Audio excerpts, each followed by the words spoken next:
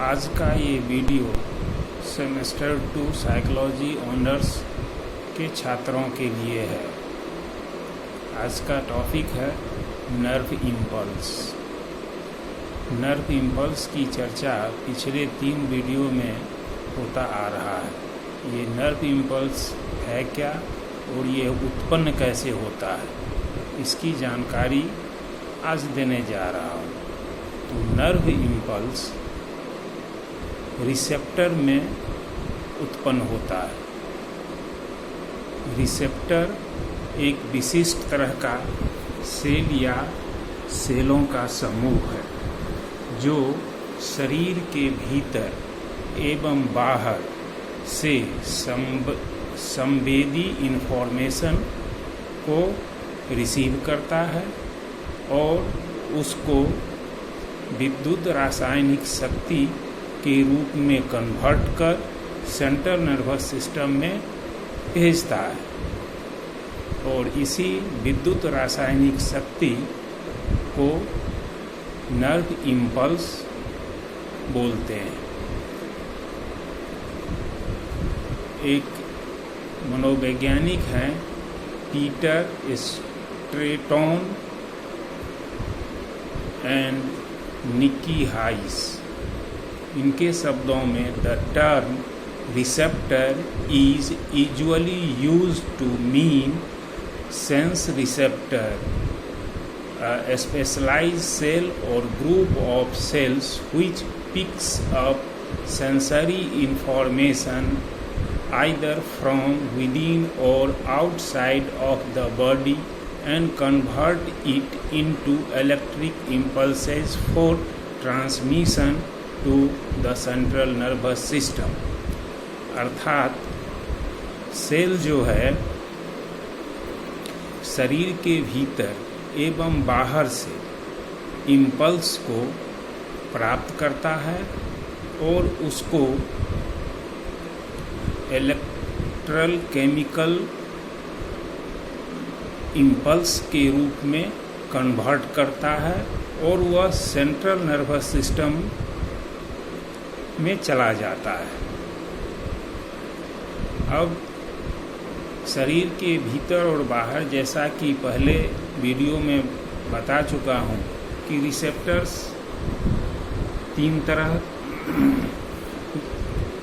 3 जगह होते हैं। कुछ रिसेप्टर जो शरीर के बाहर हैं जिसे हम ज्ञानेंद्रिय बोलते हैं, आँख, नाक, कान, जीभ, त्वचा। कुछ शरीर के अंदर पेट के आसपास, आँत के आसपास, हार्ट के आसपास होता है और कुछ हड्डी एवं जॉइंट्स में होता है। तो इन सभी रिसेप्टर्स के रेंज में जब कोई स्टिमुलस आता है तो ये रिसेप्टर्स उत्तेजित होते हैं और उसमें इम्पल्स बनता है। अब सवाल है कि विद्युत रासायनिक शक्ति जो उत्पन्न होती है वो होती है कैसे। तो जैसा कि फिगर पहले भी बता चुका हूँ सेल का, इसमें जो मेम्ब्रेन होता है, जैसा कि इसमें दिखाई दे रहा है आपको, ये मेम्ब्रेन है जो सेल का सबसे बाहरी भाग है। यह मेम्ब्रेन लिपिड का बना हुआ होता है और लिपिड क्या है, तो ये फैट मॉलिक्यूल्स है। तो फैट मॉलिक्यूल्स से ये बना रहता है। तो फैट मॉलिक्यूल्स जो है वह पोलर होता है, ध्रुवीय होता है, यानी ये जो मेम्ब्रेन बना हुआ है वह फैट मॉलिक्यूल्स का बना हुआ है और ये मॉलिक्यूल्स जो होते हैं पोलर होते हैं। अर्थात इसमें एक सिर होता है और 2 पूंछ होता है। सिर बाहर के तरफ होता है और पूंछ सेल के अंदर के तरफ होता है। और जैसा कि सेल के स्ट्रक्चर में पहले ही बता चुका हूँ कि इसमें निगेटिव पोटेशियम आयन अंदर की तरफ रहता है, यानी मेम्ब्रेन के अंदर की तरफ रहता है पोटेशियम आयन, और मेम्ब्रेन के बाहर के तरफ पॉजिटिव सोडियम आयन रहता है। तो सेल के बाहर के तरफ जो सोडियम आयन रहता है, आयन मतलब इलेक्ट्रिकली चार्ज पार्टिकल हुआ, जैसे एक बैटरी होता है। तो बैटरी में एक तरफ देखते हैं जो निगेटिव रहता है, एक तरफ पॉजिटिव रहता है। तो एक ही बैटरी में एक साइड निगेटिव होता है और एक साइड पॉजिटिव होता है। यहाँ क्या है, और जब दोनों साइड को आपस में जोड़ते हैं तो बल्ब जलता है, जब दोनों साइड कनेक्ट होता है तो बल्ब जलता है। यहाँ जो चार्ज पार्टिकल है, तो बाहर के तरफ जो सोडियम पार्टिकल है उस पर पॉजिटिव चार्ज है, और अंदर के तरफ जो पोटेशियम आयन है या पोटेशियम का पार्टिकल है वो निगेटिव चार्ज में है। अब रिसेप्टर के रेंज में जब कोई स्टिमुलस आता है जैसे ही, तो ये मेम्ब्रेन उत्तेजित होता है, और उत्तेजित होने के साथ जो उसमें लिपिड्स हैं, फैट मॉलिक्यूल जो उसमें है, जिसमें बताया कि उसका सिर सेल के बाहर के तरफ रहता है और पूंछ अंदर के तरफ रहता है।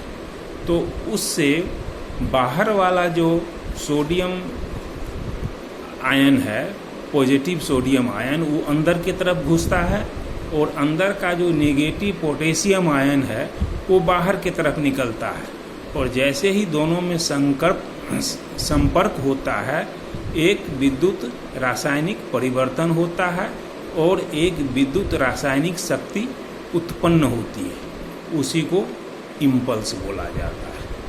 और ये इम्पल्स इस रिसेप्टर से सेंट्रल नर्वस सिस्टम में अर्थात ब्रेन और स्पाइनल कॉर्ड में जाता है, और वहाँ वो यहाँ रिसेप्टर सेल में ये इम्पल्स बना, इसलिए इस इम्पल्स को सेंसरी इम्पल्स बोला जाता है। सेंस ऑर्गन में ये इम्पल्स उत्पन्न हुआ, सेंसरी इम्पल्स, माने इम्पल्स दो तरह के होते हैं, सेंसरी इम्पल्स और मोटर इम्पल्स।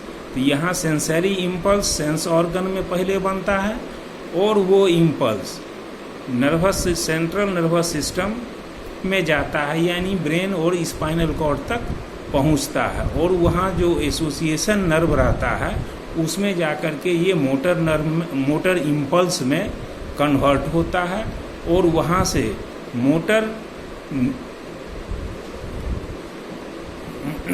नर्व्स के द्वारा काम करने वाले अंगों में यानी मसल्स में यानी इफेक्टर सेल में आता है, और इफेक्टर सेल में आता है तो वहाँ क्रियाएं होने लगती हैं। तो इस प्रकार